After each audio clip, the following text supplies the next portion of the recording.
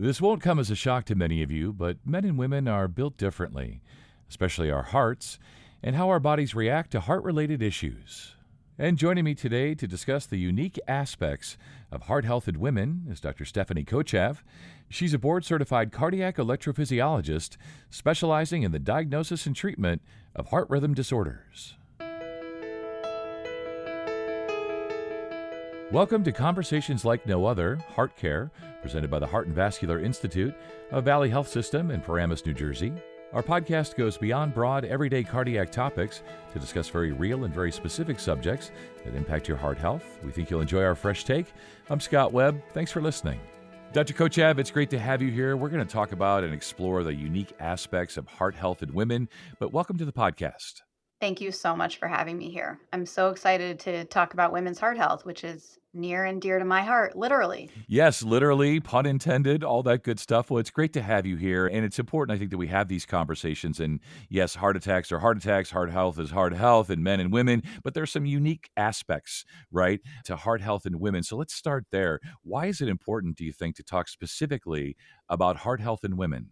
So, in the United States, heart disease is the leading cause of death for women and can affect women at any age.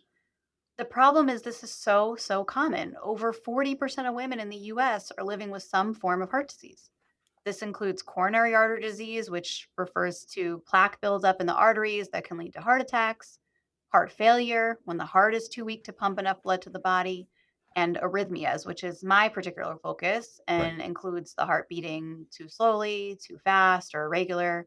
All of this translates to over 60 million women being affected. But studies have shown that only half of US women recognize their risk. Hmm. Yeah, it's interesting. And of course, not being an expert myself, just basically being a layperson, it's always great to have an expert on. But, we could be talking about sort of electrical issues, plumbing issues, those kinds of things when it comes to the heart. And I've heard this before, and, maybe in television and movies. I'm old enough to remember Fred Sanford on Sanford and Son. He was always having the big one clutching his chest. Mhm. But heart symptoms really do look different between men and women. So, what should women be on the lookout for? So, common symptoms in men are squeezing, chest pressure or pain, like you were talking about, Yeah. jaw pain, arm pain, shortness of breath. But women don't always have chest pain. They can have pain in the lower chest, abdominal pain, indigestion, it can feel like, or they can just be severely fatigued. They can faint. There can be dizziness, or really nothing. Sometimes women don't have any symptoms. I think the important take home point is for women to be attuned to their bodies and note any changes, and seek medical care when something doesn't feel right. Yeah, that's such great advice, and I've heard that before, and it leads me to my next question about, maybe why exactly heart attacks in women are undiagnosed or misdiagnosed. Is it because, as you're saying, that some of the symptoms are just kind of nebulous, or there are no symptoms, or women aren't speaking up? Is it all the above? Like, what is it, doctor? I think it's a combination of unusual symptom presentation as well as historical underrepresentation of women in medical research. And I think there's a gender bias in medicine. So, first off, women tend to be more dismissive of their symptoms. Yeah. We've all heard of man flu. Men are worse at being sick than women. Yes, they are. It's a Yeah. popular it's a popular theory that with the same illness, men are more symptomatic while the women carry on with whatever they need to do, work, childcare, life. But there's actually some scientific evidence to back this up. In 2017, there was a study published in a neurological journal, Brain Behavior and Immunity, that looked at mice and they looked at male versus female mice and showed that with the same infection, Hmm. the male mice had more fevers, more signs of inflammation. So there's something there that's legitimate. Right. In our lives, women are busy taking care of everyone else. They often dismiss their symptoms. And I think it's our job to educate women to be cognizant of their symptoms and again to seek medical care because delaying really can be life or death when it comes to a heart attack.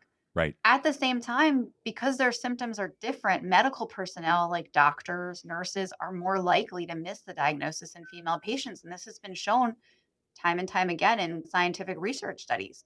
Unfortunately, I think our culture tends to perceive women as more anxious or dramatic, and Hmm. this can lead to underdiagnosis and insufficient cardiac testing.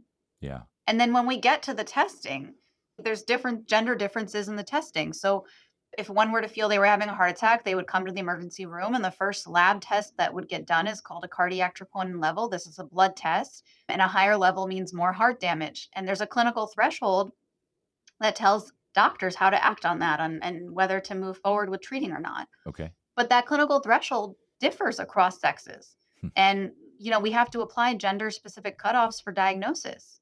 And then the next step beyond that is what's called a cardiac catheterization. And again, many studies have shown that women are less likely than men to undergo this procedure, but this is the way you treat a heart attack. This is how you get a stent or a blockage opened up. You need this procedure done. And Sure. again, women are less likely than men to have this done, and some of that, at least in part, is explained by physician gender bias. And so, I think that we as physicians and nursing also have to be aware of this inherent bias and act upon it. Right.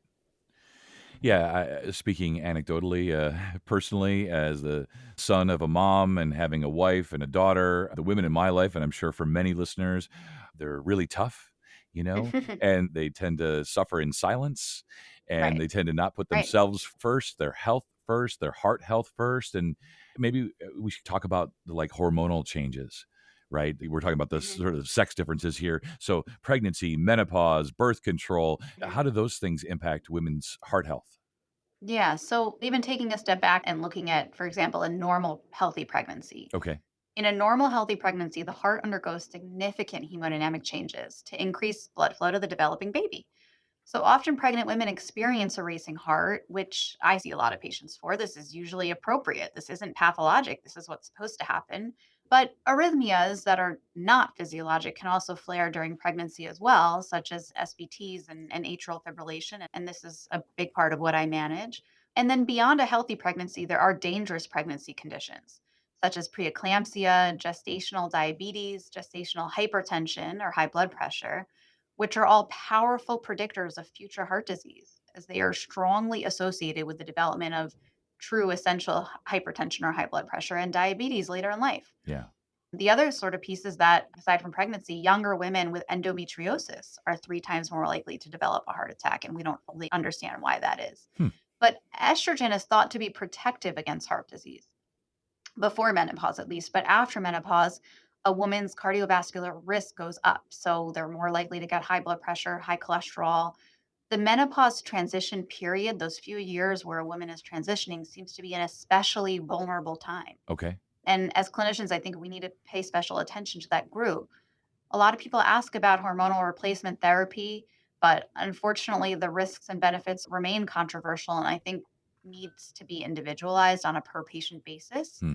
It should be noted that birth control pills that contain estrogen can be associated with an increase in blood clotting, pulmonary embolism, heart attacks. Though for most young, healthy women, this isn't really a cause for concern. It's more for women who have other risk factors, older, obese, smokers, or with genetic clotting disorders, then they may want to consider like a non hormone based birth control method. Okay. Yeah. Are there some heart conditions that are just more common in women than men? We were talking earlier. I sort of dumbed it down a little bit, but you've got some, could be plumbing issues, right? Electrical Hmm. issues, but just in general, we think about the heart and, we know time is brain with stroke, time is heart when it comes to heart attacks. So are just some conditions more common? Yeah, I mean, women are more likely to have other diseases that mimic a heart attack, such as coronary spasm, where the artery suddenly closes and opens, Hmm. dissection, where the artery spontaneously tears, or what's called broken heart syndrome, which is associated with heart failure and dangerous arrhythmias, usually triggered by an acutely stressful or emotional life event. And these diagnoses need to be thought about. Clinicians need to be educated so that women don't get overlooked. We need to have a high suspicion for these diseases in the right clinical context. Yeah. I'm sure maybe that comes up in patient history. You're talking about the broken heart, literally and figuratively, and that's Mhm. very much an emotional, maybe a psychological thing initially that, manifests as something physical, right? So is that where patient history, like really trying to understand what's going on in a woman's life, may be Mhm. beneficial? Absolutely. Yeah. I mean, I think for anybody, taking a good history is the first step in trying to make a diagnosis and treat a patient appropriately. But particularly in that case, understanding what led a woman to come and seek medical care, Hmm. not just what they're feeling, but what else is going on. Yeah. What's going on behind the scenes, right? That isn't obvious, Mhm. won't show up in blood tests and things like that. Mhm. So I think the most important thing, doctor, here is how do we help women to protect their hearts, to protect their heart health, especially at these different life stages?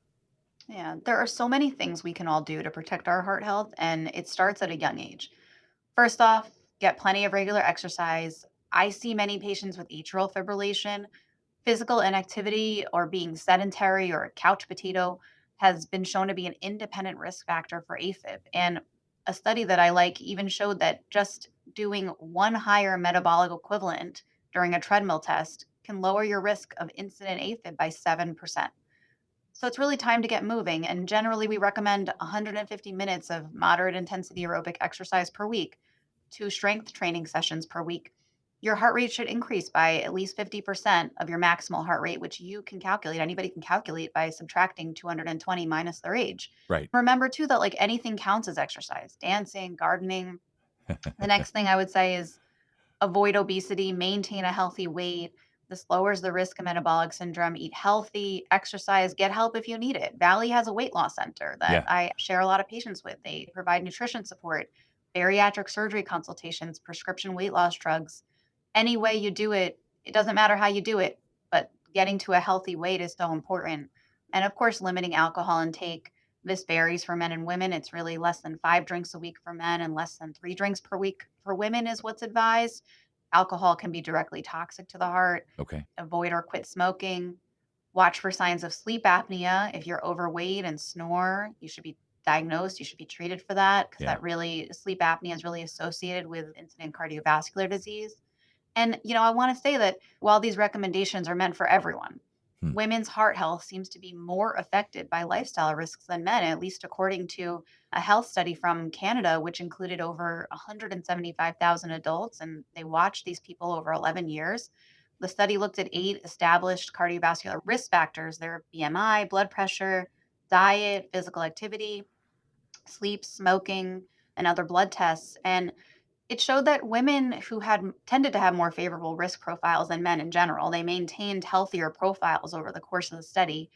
But after adjusting for age, the data revealed that both men and women with poor or intermediate cardiovascular health were at greater risk for a heart attack, stroke, and death, but that the impact was more pronounced in women. So women face nearly 5 times the risk of heart disease compared with men who were in poor health who only had 2.5 times the risk as their peers who were in good condition. Hmm. And so I think that's really important to think about, that for women, it may be more important for us to really maintain a healthy lifestyle. Right. Yeah, of course, we can't outrun our family history and genetics, right? Mm, But we can control our behavior, our lifestyle, our eating, our absolutely. exercising, all of those things. So, good advice for men and women, but especially in the context of our conversation today for women. Doctor, if there's just one thing that you would hope or wish listeners, especially women, would take away from this, what would it be? Advocate for your own health. I think the best medical care is achieved when there's a partnership between the clinician or the doctor and the patient. Know your cardiovascular risk and share it.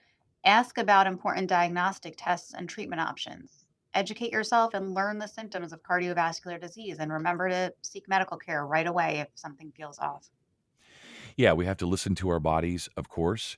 And in general, especially women, take care of ourselves, listen to our bodies, listen to the signs, advocate for ourselves, all good stuff. So thank you so much. Of course, my pleasure. We hope today's conversation with Dr. Stephanie Kochev has helped shed some light on the unique aspects of heart health in women. Remember, symptoms can look different, risk factors can vary, and your voice matters, especially when it comes to your heart.